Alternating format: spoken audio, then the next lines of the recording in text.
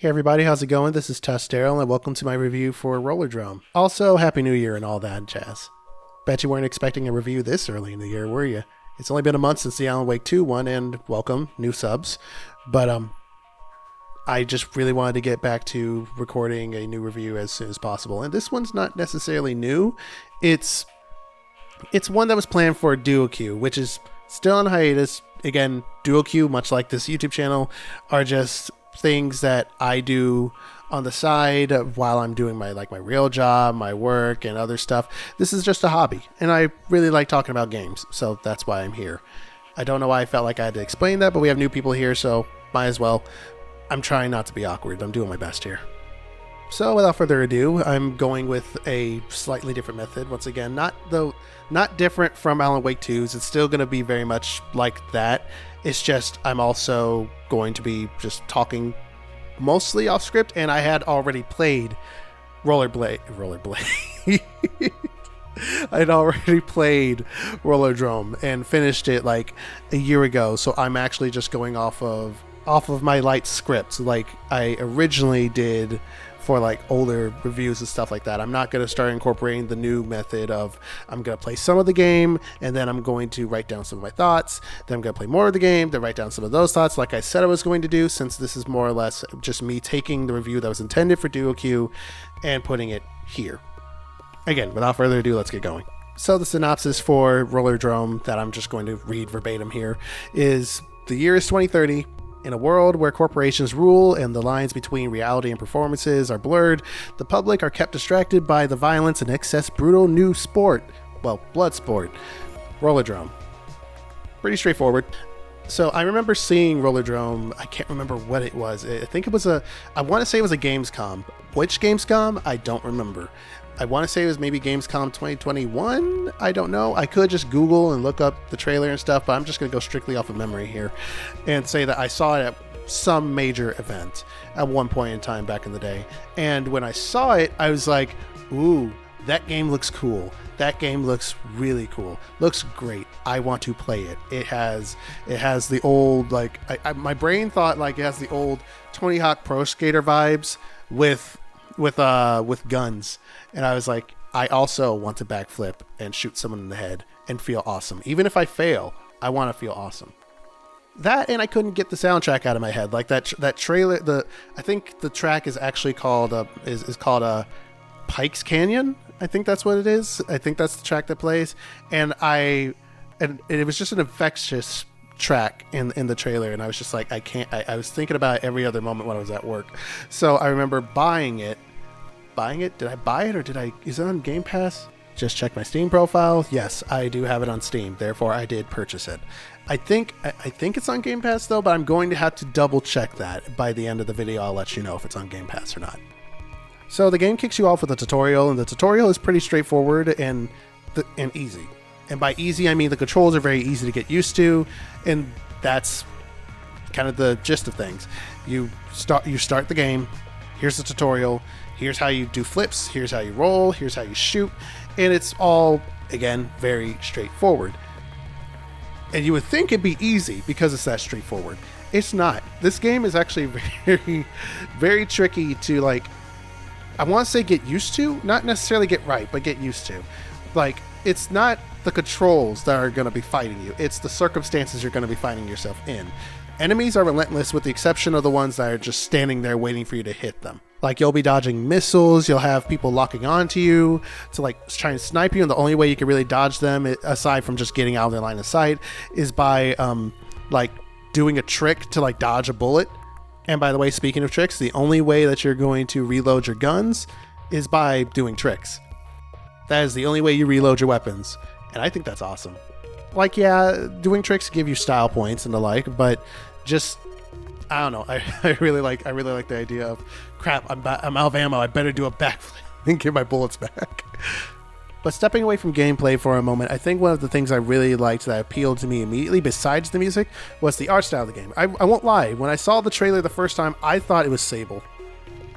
They have a similar art style, not exactly the same, but I thought it was Sable again. So I thought, oh, is this like a Sable DLC or something like that? I haven't played Sable yet. I will at some point, but you know, that was what I thought of. And then I saw the rollerblades and stuff. I'm like, okay, this is different.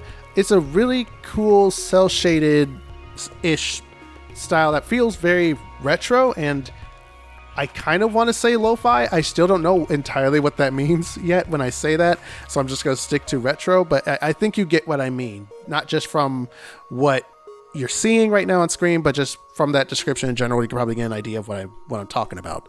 The game oozes style, and it's quick, it's short, it's sweet. Not the game itself necessarily, but like each round of the game is quick and short and sweet. And because it's short and sweet, it's not going to wear on you. The style is not going to wear on you. Every map, or I should say, maybe not every map, but each level you go to is different in aesthetic and in vibe and stuff like that. So while you might get a little burned out maybe if you're redoing the same level over and over again, just know that the next one is going to look different and have almost a completely different vibe to it. So it always keeps you guessing. It always keeps you fresh. It keeps you fresh.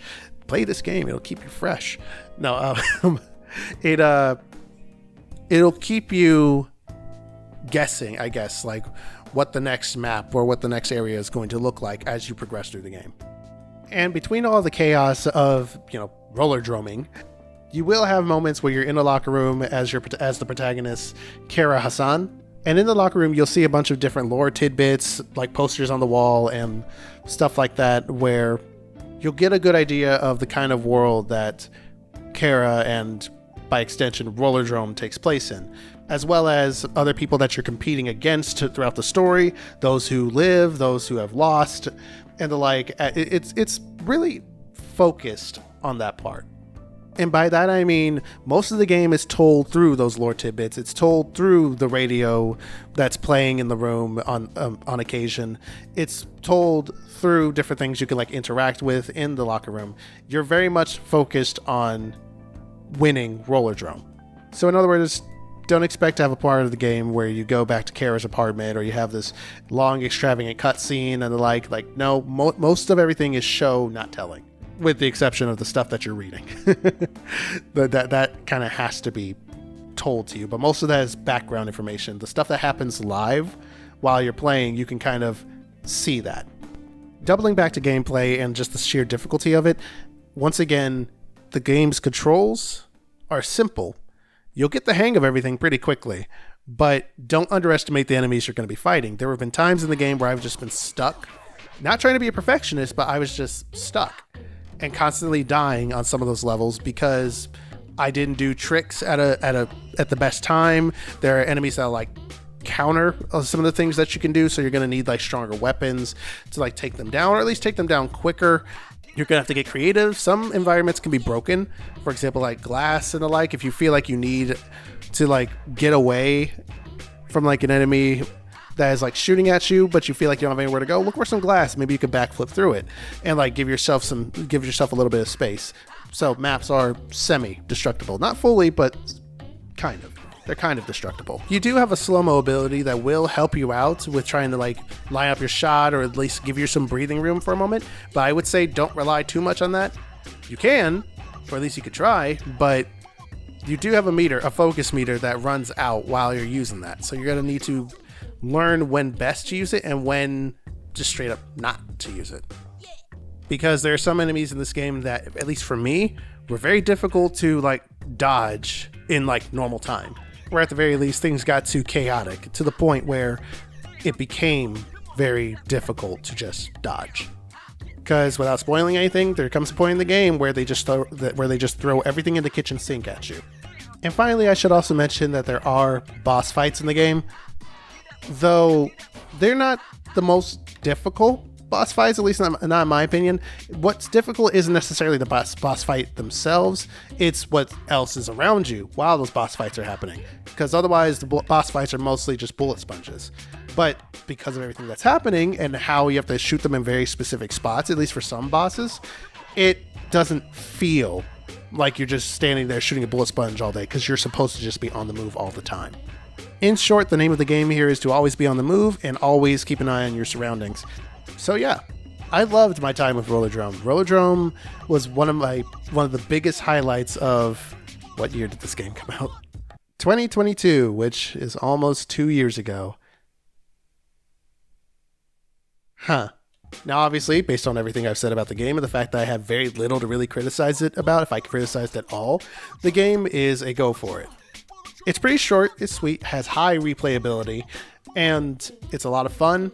It's very challenging, and it's $30. So, if you played Hi-Fi Rush last year, or recently, and not on Game Pass, and you thought that was a great deal for $30, this is in the same category for me. Rollerdrome is available on PS5, PS4, PC, and Xbox Series X and S. And to keep my promise from earlier,